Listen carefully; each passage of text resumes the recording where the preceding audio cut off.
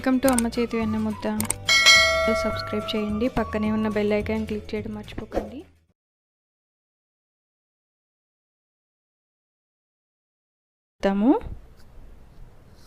దీనికోసం ముందుగా ఒక గ్లాస్ మినపప్పు నానబెడుతున్నానండి. ఒక గ్లాస్ మినపప్పు గిన్నెలో వేసి శుభ్రంగా కడిగి ఒక 4 hours నానబెట్టాను. చూసారు కదా, మినపప్పు ఇలా నేను 2 times కడిగి నానబెట్టానండి. తర్వాత 2 glasses రైస్ కూడా కడిగి నానబెట్టాను. ఇవి 4 hours నానబెట్టి పక్కన పెట్టేశాను.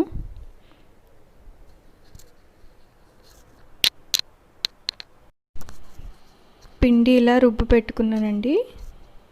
ఇది మరీ జారుగా పట్టుకోకూడదు, ఎక్కువ వాటర్ పోయకూడదు.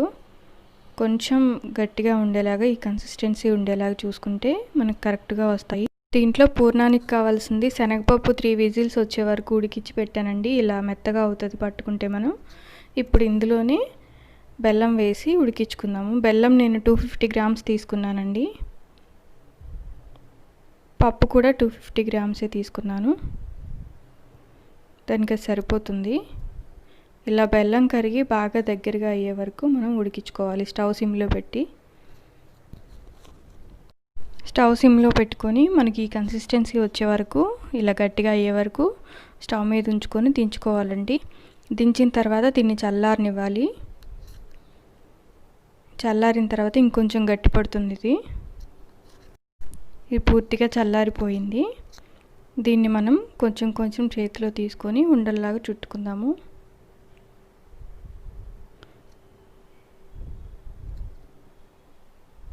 మీరు చేతికి ఆయిల్ కానీ నెయ్యి కానీ రాసుకొని చేసుకోండి, చేతికి అంటకుండా ఉంటుంది. ఇలా అన్ని ఉండలు చేసుకొని ప్లేట్లో పెట్టుకుందాము. చూసారు కదా, ఇలా మొత్తం అన్నీ ఉండలు చేసి పెట్టేశాను.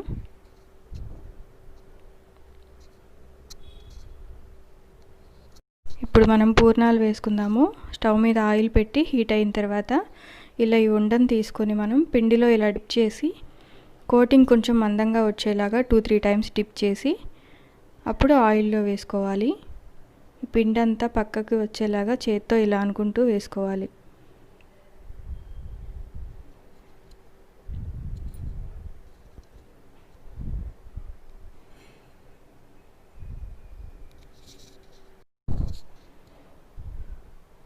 ఇంకొకటి వేస్తున్నాను. ఇలా మనం 2-3 times పిండిలో డిప్ చేయడం వల్ల కోటింగ్ అనేది బాగా అంటుకుంటుంది.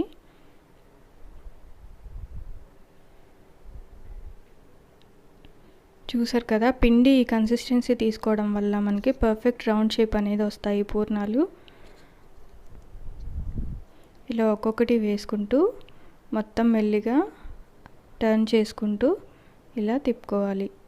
ఇవి గోల్డెన్ బ్రౌన్ వచ్చే వరకు వేయించుకుందాం మనం. స్టవ్ ఈ టైంలో మీడియంలో పెట్టుకొని వేయించుకోండి. మరి సిమ్లో పెడితే ఆయిల్ ఎక్కువ పీల్చేస్తాయి.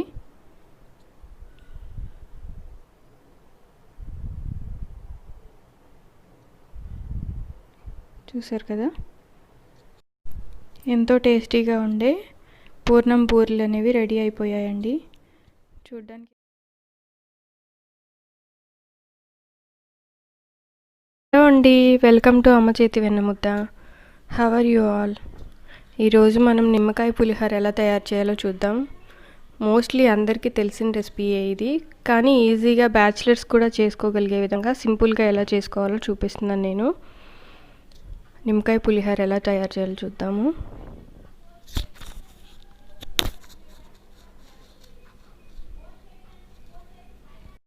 దీనికి కావాల్సిన ఇంగ్రీడియంట్స్ చూద్దాము. ముందుగా రైస్ మనం ఉడికించేసి పక్కన పెట్టుకోవాలి, చల్లార్చాలండి.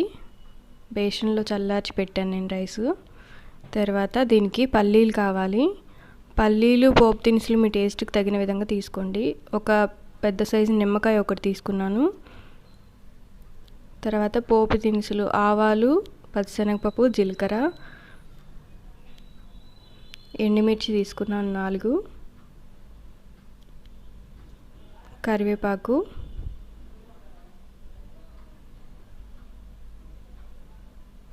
తర్వాత పచ్చిమిర్చి ఒక 6 తీసుకోండి. తర్వాత ఒక చిటికెడు మెంతిపిండి వల్ల టేస్ట్ చాలా ఇంప్రూవ్ అవుతుంది.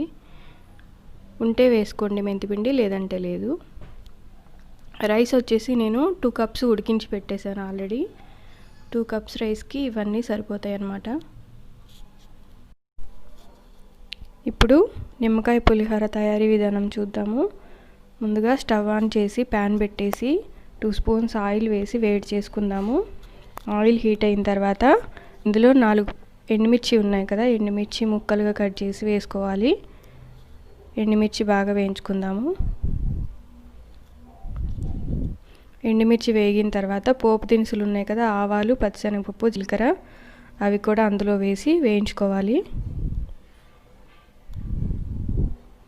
పోపు దినుసులు బాగా వేగితేనే టేస్ట్ వస్తుందండి.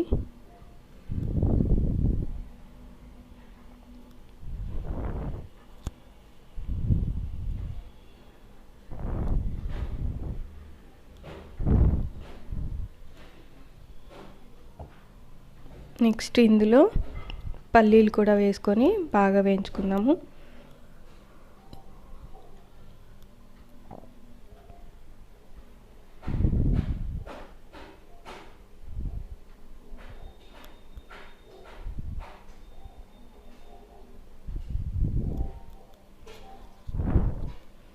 చూసారు కదా, పల్లీలు కూడా వేగుతున్నాయి ఆల్రెడీ. ఇప్పుడు ఇందులో మనం పచ్చిమిర్చి కట్ చేసి పెట్టుకున్నాం కదా, అవి వేసుకొని అవి కూడా వేయించుకుందాము. పచ్చిమిర్చి వేసి బాగా వేయించుకుందాము. పచ్చిమిర్చి వేగాక ఇందులోనే కొంచెం కరివేపాకు కూడా వేసి వేయించుకుందాము. ఒక చిటికెడు పసుపు వేసుకోండి. తర్వాత ఇందులోనే కొంచెం సాల్ట్ కూడా వేసి వేయించుకుందాము. సాల్ట్ రైస్కి ఎంత సరిపోతుందో చూసుకొని వేసుకోండి. 1 స్పూన్ సరిపోతుంది. ఇది కూడా ఈ తాలింపులు కలిపేసి తర్వాత చిటికెడు మెంతిపిండి ఉంది కదా, అది కూడా ఇందులో ఫైనల్గా వేసుకోండి. ముందే వేస్తే మాడిపోతుంది మెంతిపిండి. తర్వాత ఇదే తాలింపులో రైస్ మొత్తం వేసేసి కలుపుకుందాము. లేదంటే తాలింపు రైస్లో వేసి అలా కూడా కలుపుకోవచ్చు, ఎలా అయినా చేసుకోవచ్చండి. ఈ తాలింపు మొత్తం రైస్కి పట్టే విధంగా కలిపి ఇలా పెట్టుకోవాలి. తర్వాత మనం నిమ్మకాయ తీసుకున్నాం కదా, అనేది నిమ్మరసం స్క్వీజ్ చేసి పెట్టుకున్నాము.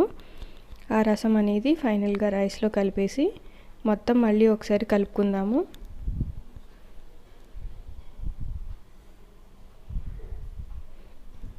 నిమ్మరసం అంతా రైస్కి పట్టే విధంగా కలుపుకోవాలి. చూసారు కదా, నిమ్మకాయ పులిహోర అనేది రెడీ అయిపోయింది. చాలా సింపుల్గా ఈజీగా చేసుకోవచ్చు. ముందు రైస్ మనం బాయిల్ చేసి పెట్టేసుకుంటే 5 or 10 మినిట్స్లో చేసేసుకోవచ్చు.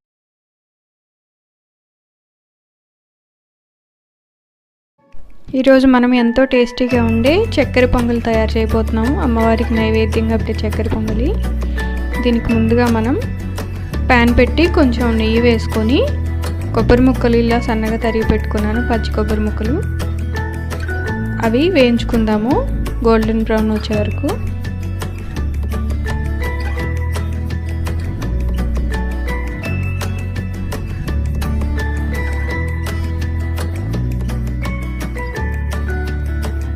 నెక్స్ట్ ఇందులోనే జీడిపప్పు, కిస్మిస్ కూడా వేసి వేయించుకుందాం. ఇవి బాగా వేగిన తర్వాత తీసి పక్కన పెట్టుకొని ఉంచుకుందాము.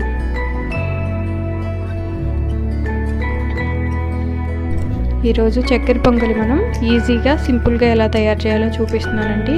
కుక్కర్లో చేయబోతున్నాం మనం. దీనికోసం ముందుగా 1 కప్పు రైస్కి 1 కప్పు పెసరపప్పు తీసుకొని నానబెట్టుకొని ఉంచుకోవాలి.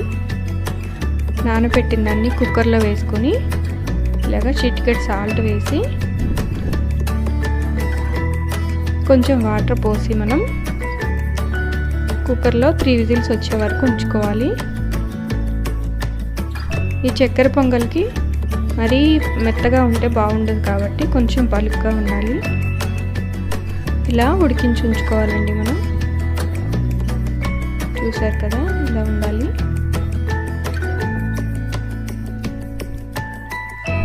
ఇలా పప్పును బియ్యం ముందు ఉడికించి పెట్టుకున్న తర్వాత దీన్ని ఒకసారి మెల్లిగా కలుపుకొని పక్కన పెట్టుకొని ఉంచుకోవాలి.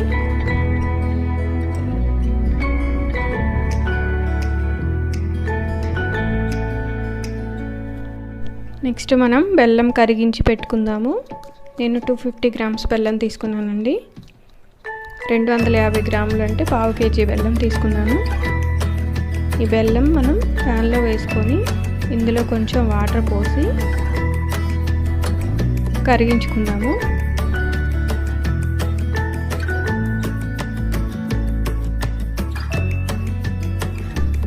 స్టవ్ సిమ్లో పెట్టుకొని బెల్లం మొత్తం ఇలా మనం కరిగించుకోవాలి.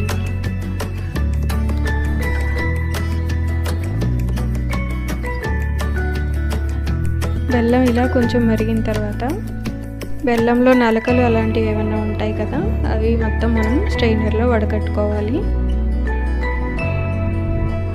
ఈ వడకట్టుకున్న దాన్ని మళ్ళీ మనం ప్యాన్లో పోసి కొంచెం లైట్గా చిక్కపడే వరకు కలుపుతూ ఉండాలి.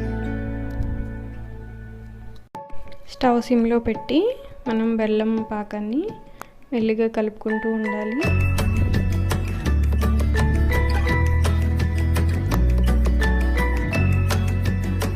చూసారు కదా, ఈ కన్సిస్టెన్సీ వస్తే మనకి కరెక్ట్గా సరిపోతుంది.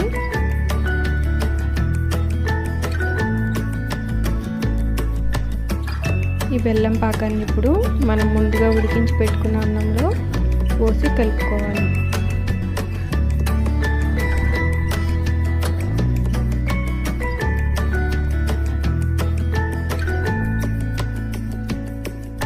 దీన్ని మొత్తాన్ని ఒకసారి కలుపుకున్నాము.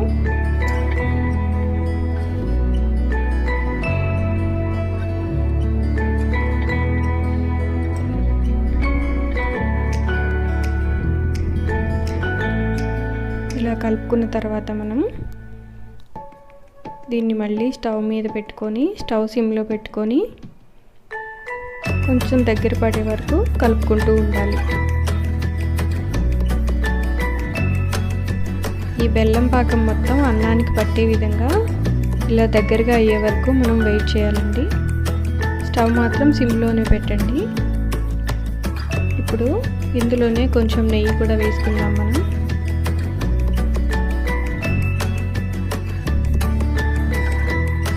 నెయ్యి వేస్తే టేస్ట్ అనేది చాలా బాగుంటుంది. ఉంటే వేసుకోవడానికి ట్రై చేయండి. ఇందులోనే కొంచెం యాలకుల పొడి కూడా వేసుకుందాము.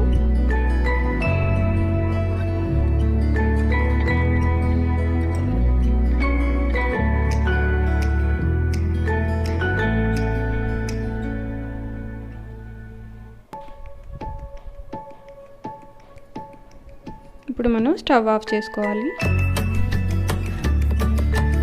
చక్కెర పొంగలి ఇలా దగ్గరగా అయ్యే వరకు ఉంచాలి మనం స్టవ్ మీదే.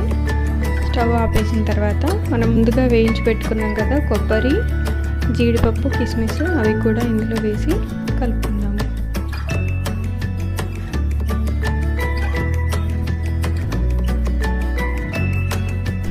ఎంతో టేస్టీగా ఉండే చక్కెర పొంగల్ అనేది రెడీ అయిపోయిందండి.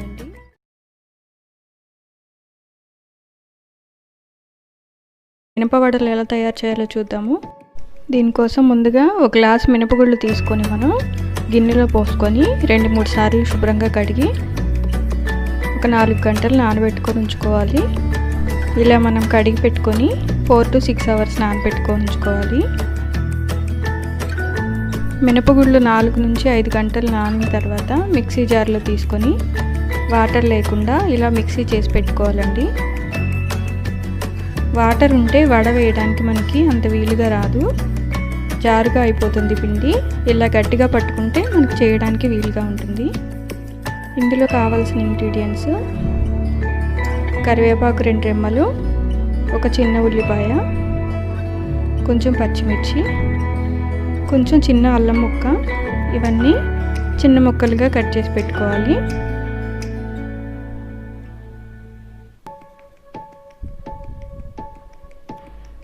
ఇవి మెయిన్ ఇంగ్రీడియంట్స్. ఇందులోనే కొంచెం జీలకర్ర, సాల్ట్ కూడా వేద్దాము.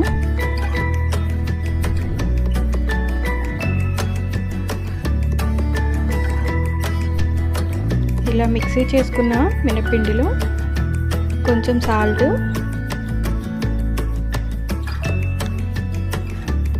అలాగే సన్నగా తరిగి పెట్టుకున్న ఉల్లిపాయ ముక్కలు,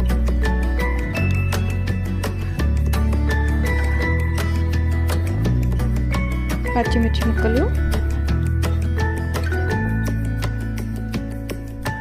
సన్నగా తరిగి పెట్టుకున్న అల్లం ముక్కలు. అల్లం ముక్కలు వేయడం వల్ల వడలకి మంచి రుచి అనేది యాడ్ అవుతుందండి, తప్పకుండా వేసుకోండి. అలాగే ఒక చిన్న స్పూన్ జీలకర్ర, కట్ చేసి పెట్టుకున్న కరివేపాకు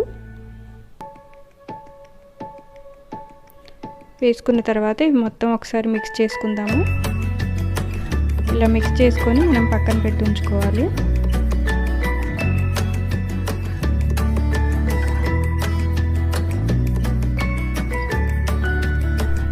తర్వాత స్టవ్ ఆన్ చేసి ప్యాన్ పెట్టి ఆయిల్ హీట్ చేసుకుందాము.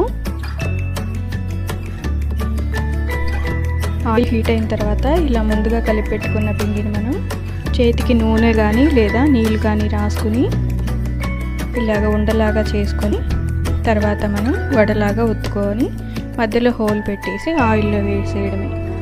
ఈజీగా చేసేయచ్చండి. ఇలా మీకు కష్టంగా ఉంది అనుకుంటే ఒక కవర్ తీసుకొని దానిపైన ఆయిల్ రాసి వడలాగా ఒత్తుకొని అలా కూడా చేసుకోవచ్చు. మీకు ఎలా కంఫర్ట్గా ఉంటే అలా చేసుకోండి.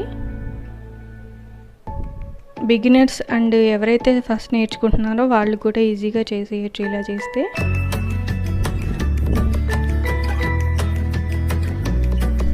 ఇప్పుడు మనం స్టవ్ మీడియంలో పెట్టుకొని ఈ గోల్డెన్ బ్రౌన్ వచ్చే వరకు వేయించుకొని తీసుకోవాలి.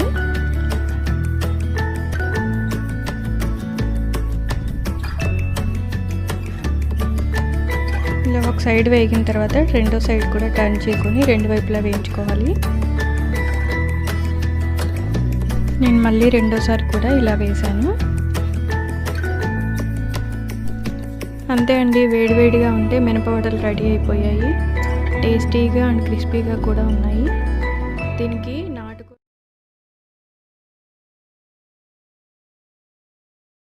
మన పండగ అవ్వదు కదా, అలాగే ఈ బెల్లం పరమాన్నం విరిగిపోకుండా ఎలా చేసుకోవాలో చూద్దామండి. చాలామంది పరమాన్నం చేసేటప్పుడు బెల్లం వేయగానే విరిగిపోతూ ఉంటుంది. పరమాన్నం అలా బెల్లం వేయగానే విరిగిపోకుండా ఎలా చేయాలో మనం సింపుల్ ప్రాసెస్లో ఈరోజు చూద్దాము. అండ్ ఈ ప్రసాదం చాలా రుచిగా కమ్మగా ఉంటుందండి. దేవుడికి ఎంతో ప్రీతికరమైన ప్రసాదం ఇంట్లో ఎలా చేయాలో సింపుల్గా ఈజీగా చూద్దాం ఒకసారి.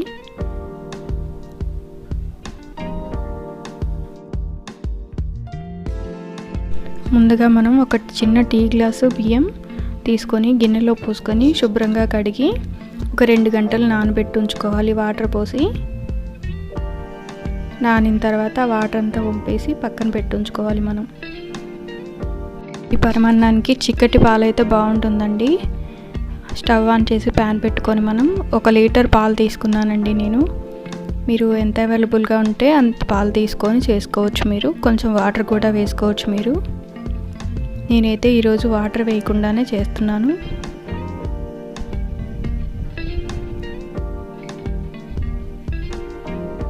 పాలు కాగేలోపు మనం జీడిపప్పు కిస్మిస్ వేయించుకుందాము. స్టవ్ ఆన్ చేసి కొద్దిగా నెయ్యి వేసి, నెయ్యి హీట్ అయిన తర్వాత జీడిపప్పు కిస్మిస్ వేసి దోరగా వేయించి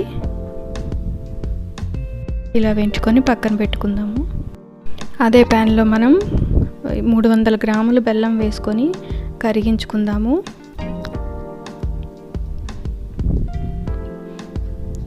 ఒక లీటర్ పాలకి టీ గ్లాస్ బియ్యం తీసుకున్నానండి. దానికి 300 గ్రాముల బెల్లం స్వీట్ కరెక్ట్గా సరిపోతుంది. మీరు ఒకవేళ ఇంకా స్వీట్ ఎక్కువగా తినేవారైతే ఇంకాస్త వేసుకోవచ్చు. కరిగిపోయి కొంచెం మరిగిన తర్వాత దీన్ని వేరే గిన్నెలోకి వడకట్టి పక్కన పెట్టేసి ఉంచుకుందాము. పాలు ఒక పొంగు రాగానే మనం ముందుగా నానబెట్టుకున్న బియ్యం అందులో వేసుకుందాము. 2 గంటల సేపు నానబెట్టామండి మనం బియ్యం. అది కొంచెం కొంచెం చేత్తో ఇలా వేసుకుందాము.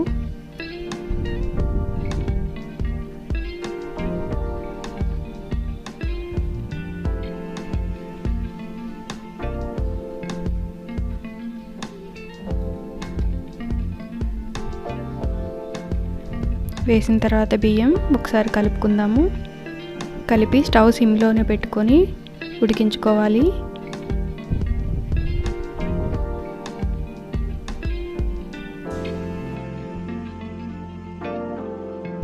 అన్నం మొత్తం మెత్తగా ఉడికి మనకి పాలు కూడా దగ్గర పడే వరకు ఉడికించుకోవాలి. ఇంకాస్త ఉడకాలి.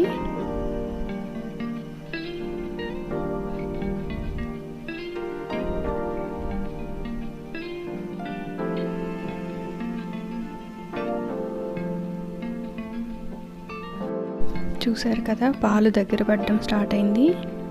ఇప్పుడు మనం అన్నం కొంచెం చేతితో తీసుకొని ఉడికిందో లేదో చూసుకోవాలి.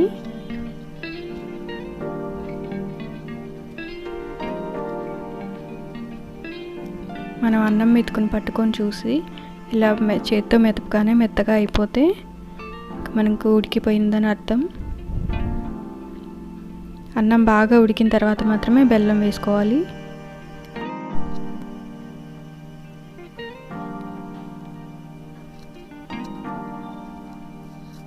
ఇది మొత్తం ఒకసారి కలుపుకున్న తర్వాత ముందుగా మనం సిద్ధం చేసి పెట్టుకున్న బెల్లం సిరప్ అనేది ఇందులో పోసుకోవాలి.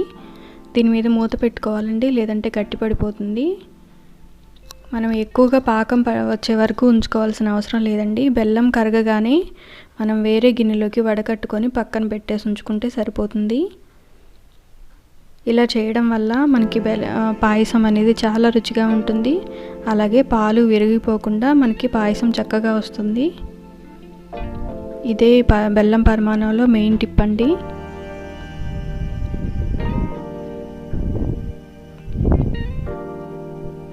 తర్వాత ఇందులోనే కొద్దిగంత యాలకుల పొడి కూడా వేసుకుందాము. జీడిపప్పు కిస్మిస్ వేయించి పెట్టుకున్నాం కదా, అవి కూడా వేసుకుందాము. ఇది మొత్తం ఒకసారి కలుపుకోవాలి. దీన్ని ఇప్పుడు మనం బౌల్లోకి సర్వ్ చేసుకుందాము. అంతే, ఇంకా మనం దేవుడికి నైవేద్యం పెట్టడమే.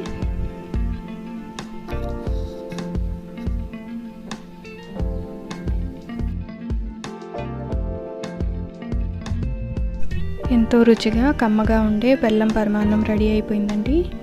మీరు తప్పకుండా ఈ ప్రాసెస్లో ట్రై చేసి మీకు ఎలా కుదిరింది అనేది నాకు కామెంట్స్లో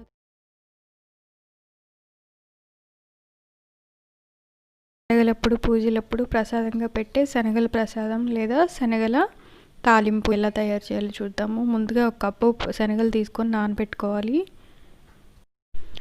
శనగలు 4 నుంచి 5 గంటలు నానిన తర్వాత వాటిని శుభ్రంగా కడిగి కుక్కర్లో వేసుకుందాము.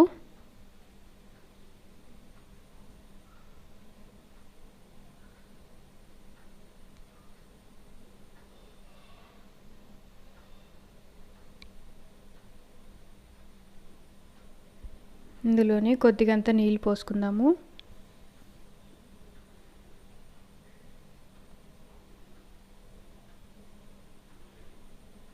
కొంచెం ఉప్పు కూడా వేసుకుందాము.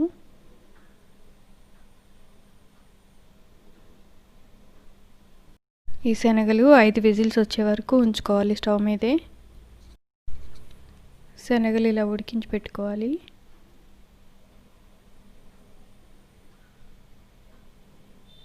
ఇంత మెత్తగా ఉడికాయో చూసారా, ఇలా ఉండాలి మనకి. ఇప్పుడు మనం దీన్ని తాలింపు పెట్టుకుందాము. స్టవ్ ఆన్ చేసి ప్యాన్ పెట్టి కొంచెం నూనె వేసుకుందాము. అందులోనే కొద్దిగా జీలకర్ర, కొద్దిగా కరివేపాకు రెమ్మలు, అందులోనే కొద్దిగంత కారం. ఇది మొత్తం వేగిన తర్వాత ఇందులోనే మనం ముందుగా ఉడికించి పెట్టుకున్న శనగలు కూడా వేసుకొని బాగా కలుపుకోవాలి.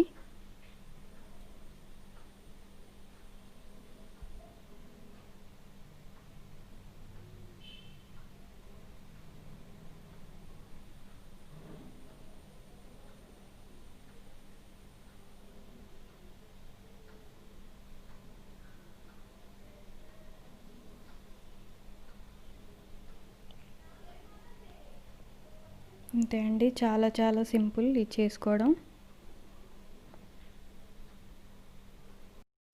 ఎంతో రుచికరమైన శనగల తాలింపు రెడీ అయిపోయిందండి. ఇది మనం చలికాలం కానీ వర్షాకాలం కానీ ఈవినింగ్ స్నాక్గా కూడా తినచ్చు. అలాగే దేవుడికి నైవేద్యం పెట్టడానికి కూడా చాలా ఈజీగా త్వరగా అయిపోతుంది.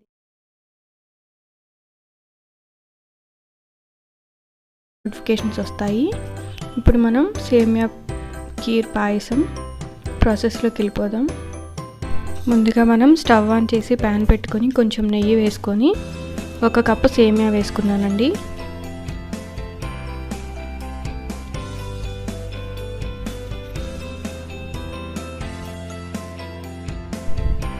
ఈ సేమియా మనకి గోల్డెన్ బ్రౌన్ వచ్చే వరకు వేయించుకోవాలండి. అలా వేయించడం వల్ల మనకి టేస్ట్ అనేది ఇంప్రూవ్ అవుతుంది, చాలా బాగుంటుంది పాయసం.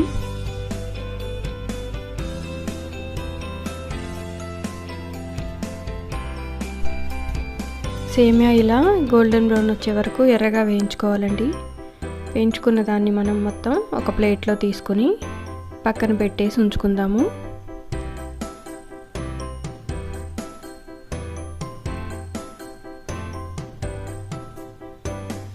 ఇలా ప్లేట్లోకి తీసుకొని పక్కన పెట్టి ఉంచుకుందాము.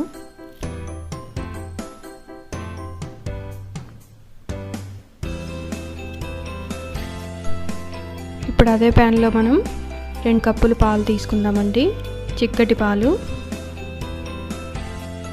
మీగడతో పాటు వేసుకుంటే టేస్ట్ ఇంకా బాగుంటుంది. చిక్కటి పాలు తీసుకుంటే పాయసం చాలా బాగా వస్తుందండి. 2 కప్పులు పాలు పోసిన తర్వాత 1 గ్లాస్ వాటర్ కూడా పోసుకుందాము. 1 గ్లాసు నీళ్ళు. ఇది బాగా పొంగొచ్చే వరకు మరిగించుకుందాము. కలుపుకుంటూ ఉండాలి.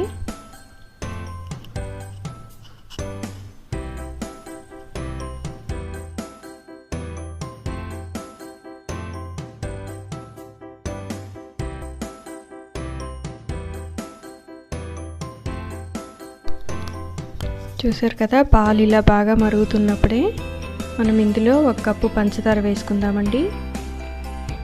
1 కప్పు పంచదార కరెక్ట్గా స్వీట్ సరిపోతుంది. మీకు ఒకవేళ పంచదార ఇష్టం లేదనుకుంటే ఒక 250 గ్రామ్స్ బెల్లం కూడా వేసుకోవచ్చు. మీరు 250 గ్రామ్స్ సరిపోతుంది. ఈ పంచదార మొత్తం పూర్తిగా కరిగే వరకు ఇలా కలుపుకుంటూ ఉండాలి. పంచదార మొత్తం కరిగి పాలు మరిగిన తర్వాత ఇందులోనే మనం ముందుగా వేయించి పెట్టుకున్న సేమియాను కూడా వేసి బాగా కలుపుకుందాము.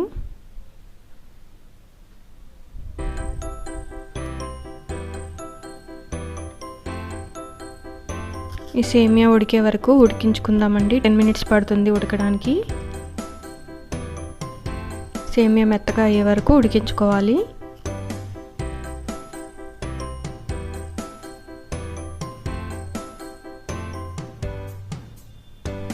చూసారు కదా, సేమియా ఉడికిపోయింది. ఇప్పుడు ఇందులోనే 1 స్పూన్ కస్టర్డ్ పౌడర్ వేసుకుందామండి.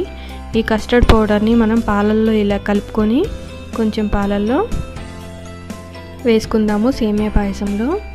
ఈ కస్టర్డ్ పౌడర్ వేయడం వల్ల మనకి చిక్కదనం వస్తుంది. పాయసం టేస్ట్ కూడా చాలా బాగుంటుంది. ఇది కంపల్సరీ ఏం కాదండి. మీరు ఒకవేళ చిక్కటి పాలు కొంచెం ఎక్కువగా వాడుకుంటే ఇది వేయాల్సిన అవసరం లేదు. ఉంటే మాత్రమే వేసుకోండి. మొత్తం ఒకసారి కలుపుకుందాము బాగా.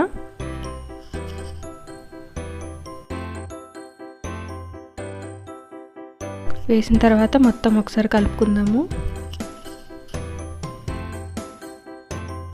పాయసం కొంచెం చిక్కబడి దగ్గరకు వచ్చేటప్పుడు ఇందులోనే కొంచెం యాలకుల పొడి వేసుకుందామండి.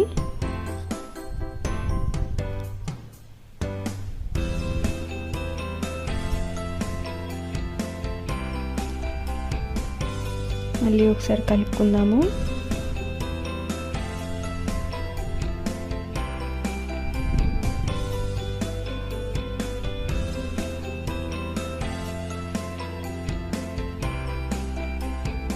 కిస్మిస్, జీడిపప్పు నేను ముందుగా నేతిలో వేయించి పెట్టానండి. అది కూడా లాస్ట్లో యాడ్ చేసుకుందాము. యాడ్ చేసి కలుపుకున్న తర్వాత మనం స్టవ్ ఆఫ్ చేయాలి. స్టవ్ ఆఫ్ చేసి సర్వ్ చేసుకుందాం మనం ప్లేట్లో.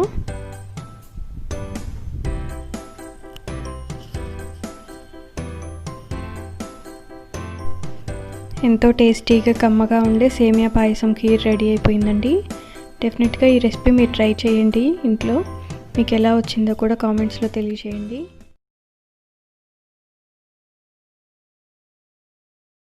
ప్రాసెస్లోకి వెళ్ళిపోదామా? ముందుగా దీనికి కావాల్సిన ఇంగ్రీడియంట్స్ చూపిస్తున్నానండి. 1 కప్ గోధుమ పిండి తీసుకోవాలి. 1 కప్ పంచదార, అలాగే 1 కప్ నెయ్యి తీసుకోవాలండి. కరగబెట్టిన నెయ్యి తీసుకోవాలి. ముందుగా మనం స్టవ్ ఆన్ చేసి ఒక బౌల్లో 2 కప్స్ వాటర్ పోసుకోవాలి. వాటర్ కొంచెం హీట్ అయిన తర్వాత అందులోనే మనం 1 కప్ పంచదార వేసుకోవాలి. పంచదార పక్కన పెట్టి ఉంచాం కదా, అది వేసుకోవాలి.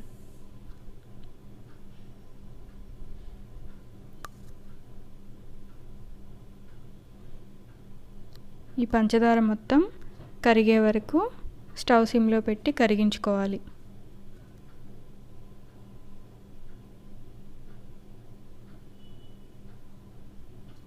ఇలా తిప్పుకుంటూ ఉండాలి.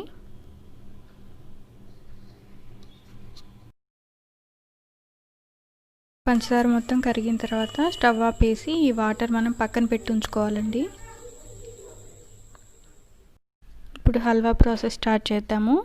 స్టవ్ ఆన్ చేసి మందంగా ఉండే మూకుడు ఏదైనా పెట్టుకోవాలండి.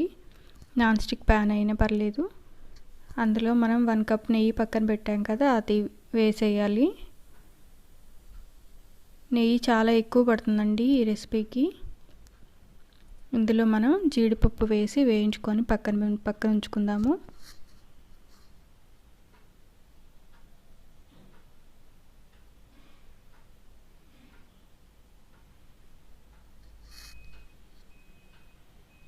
పప్పు బాగా వేగిన తర్వాత బౌల్లో తీసి పక్కన పెట్టేసి ఉంచుకుందాము.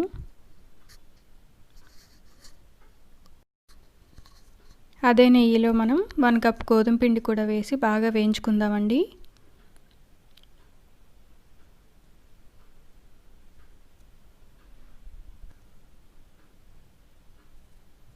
గోధుమ పిండి మొత్తం నెయ్యిలో కలిసేలాగా బాగా కలుపుకోవాలి.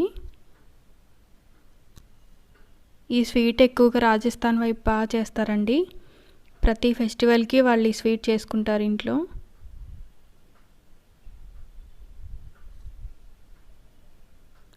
ఈజీగా సింపుల్గా ఎలా చేయాలో మీకు చూపిస్తున్నాను. మీకు కావాలంటే బెల్లంతో కూడా చేసుకోవచ్చండి.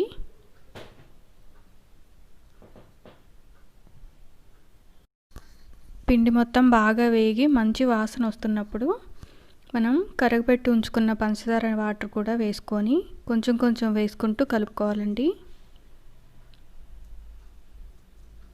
వాటర్ వేయగానే కలుపుతూ ఉండాలండి, లేకపోతే చిక్కబడిపోతుంది, ఉండలుగా ఫామ్ అయ్యే ఛాన్స్ ఉంటుంది.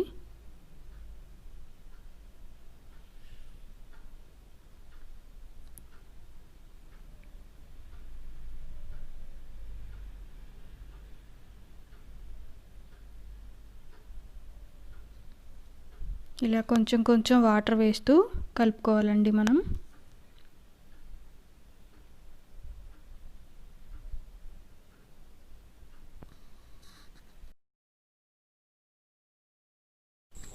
వాటర్ మొత్తం వేసిన తర్వాత చూసారు కదా, ఇలా దగ్గరకు వస్తుంది మనకి క్రీమ్ లాగా. దీన్ని మనం నెయ్యి మొత్తం బయటికి రిలీజ్ అయ్యే వరకు కలుపుకుంటూనే ఉండాలి. స్టవ్ మాత్రం సిమ్లోనే పెట్టుకోండి.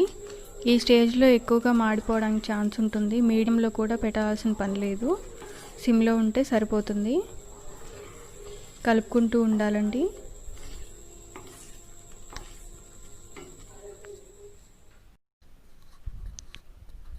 చూసారు కదా, మన హల్వా అనేది నెయ్యి బయటికి రావడం స్టార్ట్ అయింది.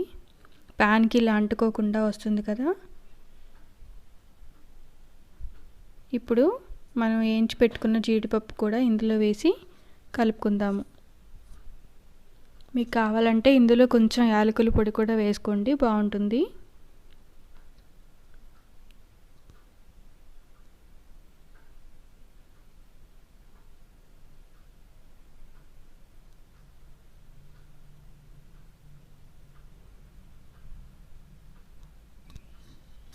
అండి, ఎంతో టేస్టీగా ఉండే గోధుమ పిండి హల్వా రెడీ అయిపోయిందండి. నోట్లో వేసుకుంటే కరిగిపోయేలాగా ఉంది, అంత టేస్టీగా ఉంది.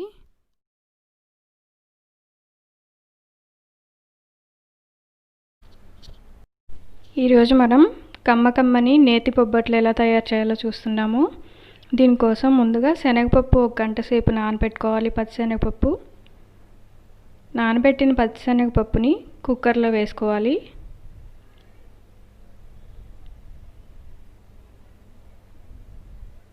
ఇలా కుక్కర్లో వేసి కొంచెం వాటర్ పోసి ఒక 4 విజిల్స్ వచ్చే వరకు ఉడికించుకోవాలండి.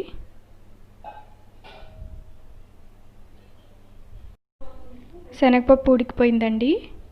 మనం ఇలా చేత్తో మెదిపితే ఇలా మెత్తగా అయితే ఉడికిపోయినట్లు లెక్క. ఇందులో మనం ఇప్పుడు 250 గ్రామ్స్ బెల్లం వేస్తున్నాము. మీ టేస్ట్కి తగిన విధంగా మీకు ఎంత స్వీట్ తింటారో చూసుకొని బెల్లం వేసుకోండి. బెల్లంతో చేస్తేనే చాలా బాగుంటుందండి టేస్ట్ పంచదార కన్నా. ఈ బెల్లం మొత్తం కరిగే వరకు ఇలా తిప్పుకోవాలి. స్టవ్ సిమ్లోనే పెట్టుకోండి. బెల్లం కరిగిన తర్వాత ఇలా ఉడికించుకోవాలండి. ఇది మొత్తం పూర్తిగా దగ్గరకు వచ్చే వరకు మనం ఉడికించుకోవాలి. ఈ బెల్లం మొత్తం కరిగిపోయి మనకు దగ్గరగా వస్తుంది కన్సిస్టెన్సీ. అప్పటి వరకు మెల్లిగా కలుపుకుంటూ స్టవ్ సిమ్లో పెట్టుకొని ఉంచుకోండి. చూసారు కదా, ఇలా కలుపుకుంటూ ఉంటే ఇలా మనకు దగ్గరగా వస్తూ ఉంటుంది. ఇంకా కొంచెం ఉడకాలి.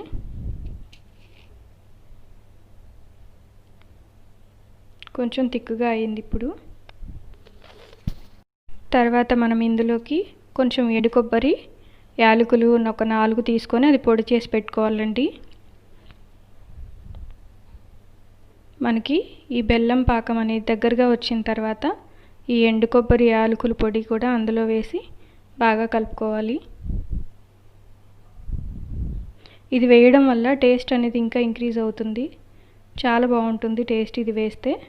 ఉంటే కనుక వేసుకోండి. చూసారు కదా, ఈ కన్సిస్టెన్సీ వచ్చే వరకు మనం స్టవ్ మీదే మెల్లిగా కలుపుకుంటూ ఉండాలి. ఇది చల్లారిన తర్వాత ఇంకా దగ్గరగా అవుతుంది.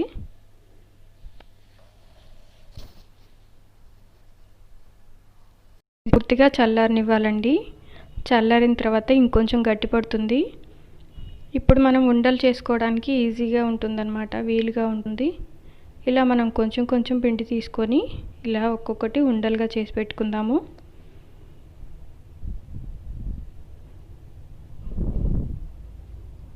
ఇలా చేసుకోవాలి.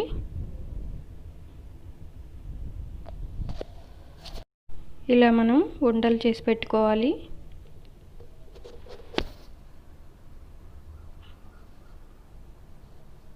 ఇప్పుడు మనం పిండి ఎలా కలుపుకోవాలో చూద్దాము. దీనికి నేను 3 వంతులు గోధుమ పిండి, 1 వంతు మైదా పిండి తీసుకున్నానండి. ఈ గోధుమ పిండిలో ఇప్పుడు నేను 2 పిరికిళ్ళు వేస్తున్నాను మైదా పిండి.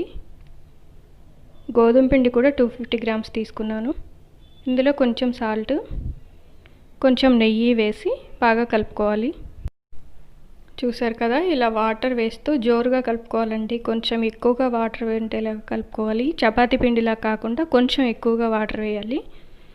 ఇలా కలుపుకున్న తర్వాత ఇందులోనే నెయ్యి కూడా వేస్తూ కలుపుకోవాలి. అప్పుడు చేతికి అంటకుండా ఉంటుంది. ఇలా జారుగా కలుపుకోవడం వల్ల మనకి బొబ్బట్లు చేయడం అనేది ఈజీగా వస్తుంది.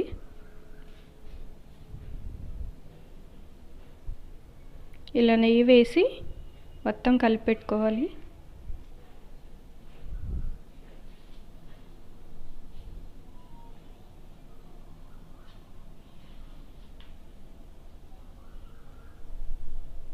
ఇలా కలిపెట్టుకున్న పిండిని మనం 1 అవర్ సేపు నానబెట్టాలండి.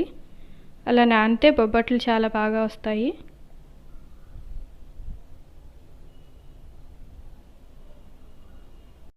ఇప్పుడు మనం బొబ్బట్లు ఎలా తయారు చేయాలో చూద్దాము. దీనికి చపాతీ చేసే పీట తీసుకొని దానిపైన నెయ్యి కానీ నూనె కానీ రాసి ఇలా ఉండని తీసుకొని మనం మెల్లిగా ఇలా ప్రెస్ చేస్తూ చేసుకోవాలి. దీనికి చపాతీ కర్ర అవసరం లేదండి.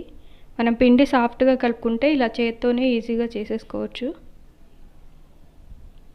ఇందులో మనం ఇలా నొక్కిన తర్వాత చేసి పెట్టుకున్న ఉండలు ఉన్నాయి కదా, ఆ ఉండని మధ్యలో పెట్టి మొత్తం పైనుంచి ఇలా మూసేసి కవర్ చేయాలి. పైన ఇలా ఎక్స్ట్రా వచ్చిన పిండిని తీసేయాలి. దీన్ని ఇలా మెల్లిగా ప్రెస్ చేసుకుంటూ మనం బొబ్బట్లా నొక్కుకోవాలి.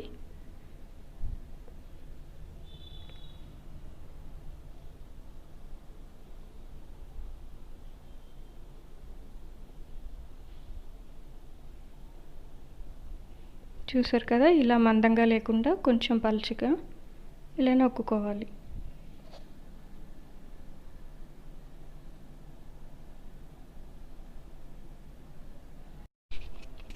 ఇప్పుడు మనం స్టవ్ ఆన్ చేసి ప్యాన్ పెట్టుకొని కొంచెం నెయ్యి వేసుకొని బొబ్బట్ని కాల్చుకుందాము.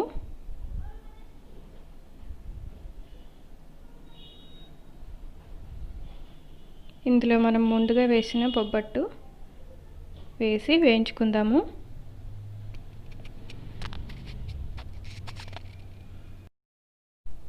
ఇలా మనం నెయ్యి వేసుకుంటూ సిమ్లో పెట్టుకొని కాల్చుకోవాలి.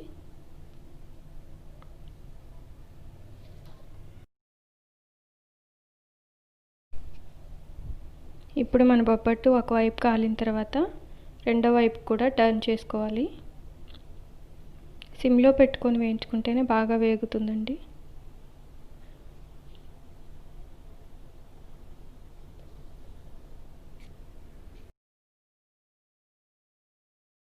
కలర్ వచ్చే వరకు వేయించుకొని తీసుకోవాలండి.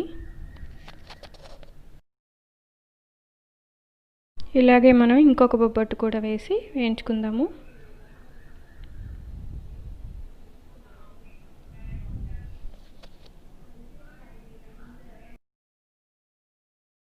చూసారు కదా, బొబ్బట్లు రెడీ అయిపోయాయండి. టేస్ట్ అయితే